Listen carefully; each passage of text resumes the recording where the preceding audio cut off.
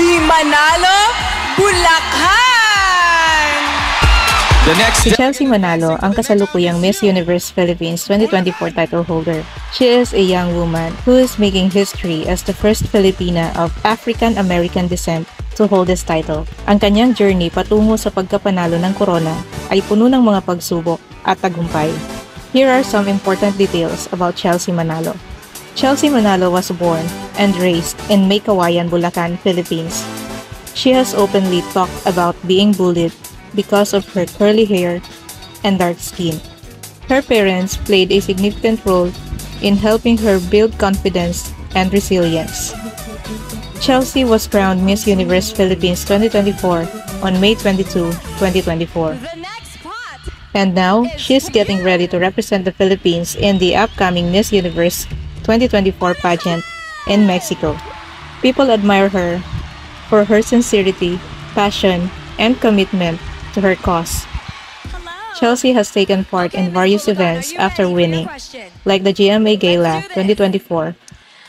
She had a homecoming celebration in May Kawayan, Bulacan, which included a parade and an exhibit about her journey. And Chelsea has been featured on the cover of Mega Magazine. Meanwhile, Michelle B., Miss Universe Philippines 2023, believes that Chelsea has a good chance of winning the Miss Universe title.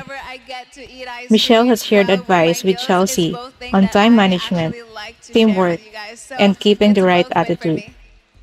Chelsea's journey has inspired many, especially young women of color, to embrace their uniqueness and pursue their dreams. Her victory has sparked conversation about diversity and representation in beauty pageants. The story of Chelsea Manalo is one of resilience, empowerment, and breaking barriers.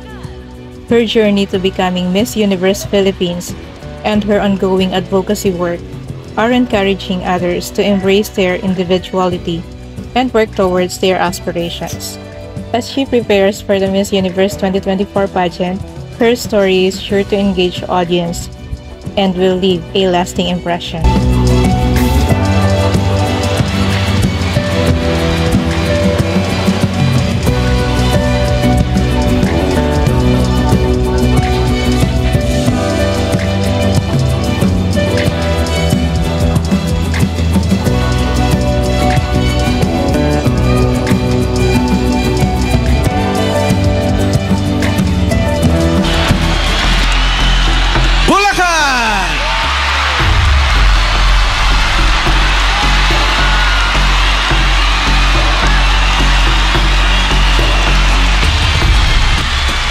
Next is Bulacan.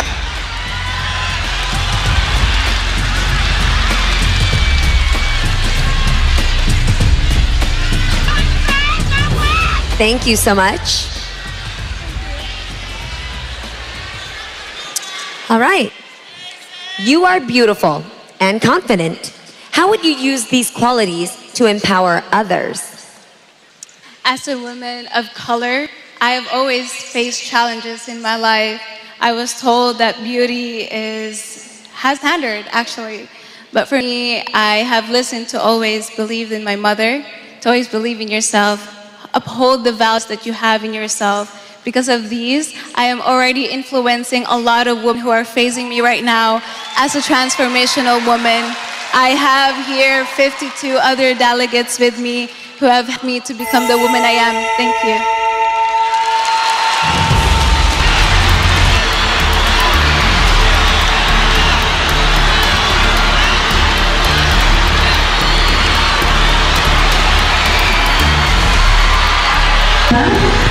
Ako po si Chelsea Manalo, 24 years old. Nakatira po ako sa Malhacan, Maykawayan City, Bulacan. Sa Maykawayan City, dito po ako pinanganak, dito ako nag-aral, dito ako nangarap, dito ako nagkaroon ng good memories. At madami, good or bad, it's all in the past. Only take the God with you. So maraming gusto magtanong sa isang katulad ko na alam kong maraming pangarap, hindi man pageantry, pero sa mga gusto nating makamit, paano ba? Paano ko nakamit to? Paano ko nakuha yung corona. Sa journey of joining pageant, actually it was never easy and I will always keep saying it. Hindi kasi siya madali dahil pag nangangarap ka, minsan nakakatakot siya. It has always been a principle na laging sinasabi ng parents ko na if you dream, then dream big. But minsan nakakatakot din eh kasi parang when in pageantry, pag alam mo ang dami mong magagandang kalaban, hindi mo talaga may pagkakain na somehow you compare yourself. And sa totoo lang, naranasan ko din po yun. I've gone through challenges not just in pageantry but in life that I almost thought of myself not joining because I compare myself to the standard of beauty. But again, this is sinagot kong Q&A question. I am my own standard. I am a woman of color and I will always continue to represent my country.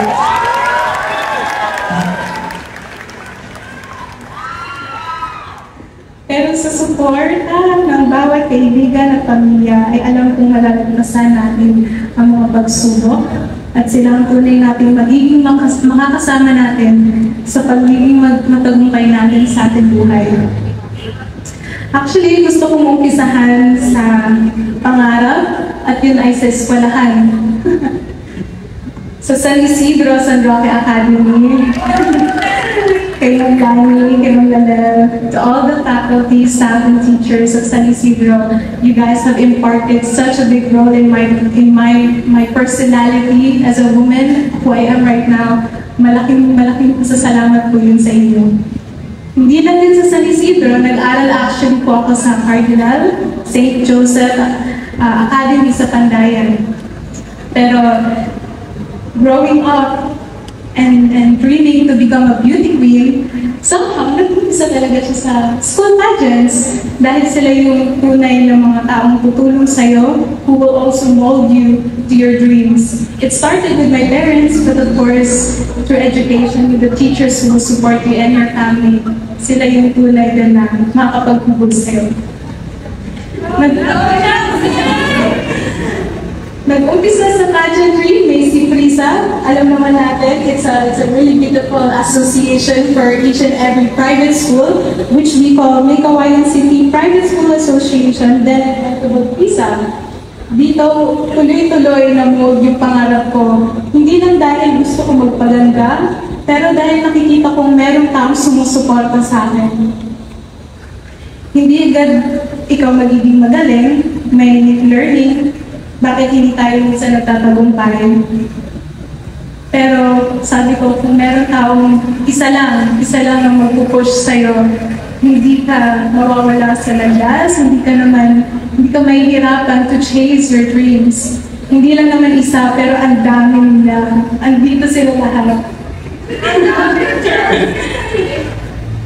Second of all, sa family ko, mommy and daddy, lagi sila nakasuporta. Gusto ko, at ulit-ulit ko sasabihin sa kanila kung gaano ko sila kamahal. Dahil, hindi ako iyak. Salamat sa mami at sa daddy kasi lagi nilang sinasabi sa akin to be humble, maging mabuti ka sa kapwa. Kahit somehow hindi magiging mabuti sa'yo, you remain kind. Be kind and be humble to everyone. And if you dream, then dream big. Importante na maging totoo tayo at ikaw sa sarili mo. These are principles that my parents have imparted on me. Sa mga pinsan ko na nandito ngayon, kay Kuya Jolex, kay Jensen, kay JJ, kay Tito Michael, kay Tita, kay Ate Bea, kay Jenny, at sa lahat ng mga pinsan ko at mga taga-Mekawayan sa Pandayan. Maraming salamat dahil isa kayo sa mga tumulong sa akin to be the person that I am right now. Sa tito ko na nandito, kay Tito Michael,